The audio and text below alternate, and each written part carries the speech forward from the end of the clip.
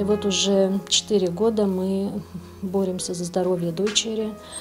Мы пытаемся ее восстановить, насколько это возможно, насколько это в наших силах. Мы подбираем клиники, мы ищем специалистов, которые могут нам помочь, которые могут вылечить дочь.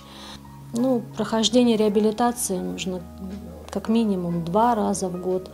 Вообще рекомендуют каждые 3 месяца проходить, но так как цены безумные, заоблачные цены на реабилитацию, что мы не можем позволить себе. И хотя бы 2 раза в год мы все-таки пытаемся куда-то выезжать.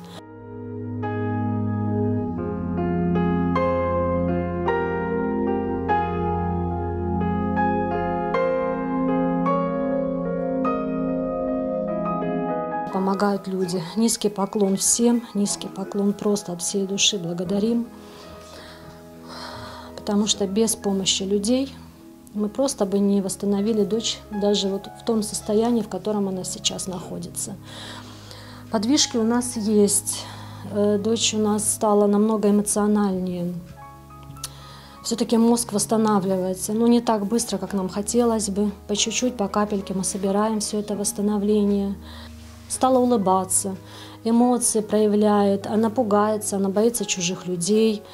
Она боится чужой обстановки, непривычной, она сразу прячется, вот как бы закрывается.